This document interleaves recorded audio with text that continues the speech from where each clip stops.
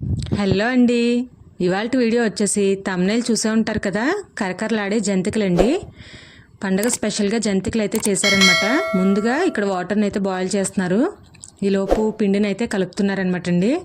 ఒక 3 తవ్వల వరకు వరిపిండి అయితే తీసుకుంటున్నారు. వరిపిండి మాత్రమే తీసుకున్నారండి, ఇంకే పిండిలు మిక్స్ చేయలేదు. పాతకాలంలో ఎలా చేసేవారో అలా మాత్రమే చేస్తున్నారనమాట.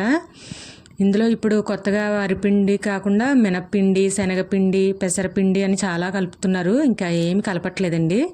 తగినంత సాల్ట్ వేశారు. తర్వాత తగినంత వాము కూడా వేసి కొంచెం కారం కూడా వేస్తున్నారండి. ఈ కారం వేయడం వల్ల కూడా మనకి ఈవినింగ్ తినేటప్పుడు కొంచెం కారం కారంగా స్నాక్ ఐటెంలా బాగుంటుందన్నమాట. చప్పగా లేకుండా ఉంటుంది. ఇలా మొత్తం అన్నీ వేసిన తర్వాత ఇప్పుడు వాము, సాల్ట్, కారం అన్నీ కూడా పిండిలో బాగా కలిసేలాగా మొత్తం అంతా కూడా కలుపుకోవాలండి. ఇలా కలిపేసుకున్నాక ఇప్పుడు కొంచెం కొంచెంగా హాట్ వాటర్ వేసుకుంటూ ముద్దగా కలుపుకోవాలండి. ఒకేసారి మొత్తం పిండి అంతా కలపకుండా ఇలా కొంచెం పక్కకు తీసుకుంటూ కలుపుకోవాలి. చూసారు కదా, మీకు ఇక్కడ అర్థమవుతుంది కదా ఎలా కలుపుతున్నారో. కొంచెం పిండిని మాత్రమే పక్కకు తీసి హాట్ వాటర్ వేసి కలిపారనమాట. ఇదిగోండి, ఈ కన్సిస్టెన్సీలో కలుపుకుంటే మనకి చాలా చక్కగా వస్తాయి జంతికలు. చపాతీ ముద్ద కన్నా కూడా కొంచెం సాఫ్ట్గా ఉంటుందన్నమాట. ఇలా మనం జంతికల గొట్టాన్ని అయితే తీసుకోవాలండి. గొట్టాన్ని తీసుకుని అందులో పిండి పెట్టుకుని చట్రాలు అంటారు కదా, ఆ చట్రాల పైన మనకి ఏ సైజులో కావాలి అనుకుంటే ఆ సైజులో జంతికలను వేసుకోవాలి. ఇప్పుడు డీప్ ఫ్రైకి సరిపడగా ఆయిల్ని అయితే పెట్టుకుని ముందుగా హీట్ అయ్యాక అప్పుడు జంతికలను ఒక్కొక్కటిగా వేసుకోవాలండి. చూస్తున్నారు కదా, ఇక్కడైతే 2 చట్రాలు ఉన్నాయి. ఈ 2 చట్రాల మీద ఒకటి వేసుకుని చక్కగా రెడీగా పెట్టుకుంటున్నారనమాట. ఆయిల్ హీట్ అయిన తర్వాత ఇలా వేసుకుంటే మనకి చక్కగా జంతికలు అయితే రెడీ అవుతాయి అనమాట అండి. చూడండి, మీకు కారం వేసినట్టు కూడా ఎక్కడా తెలీదు. జంతికలు కూడా చక్కగా మంచి కలర్లో అయితే వస్తాయన్నమాట.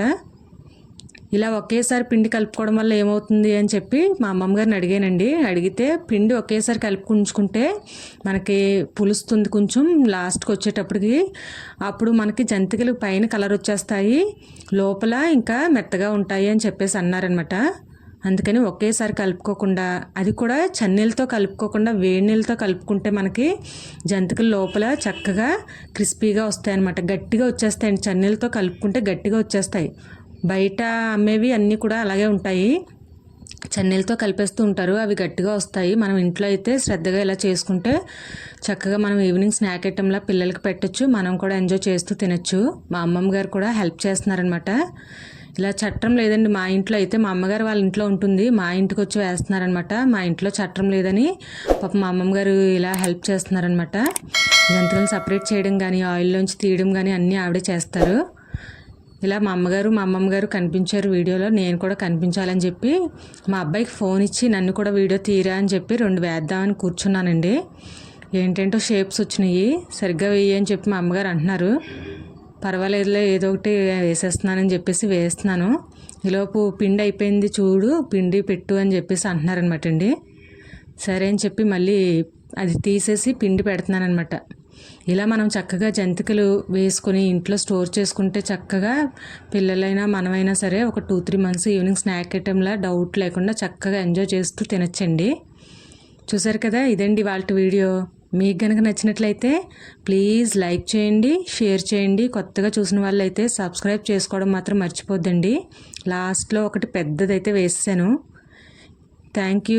Thanks for watching this video.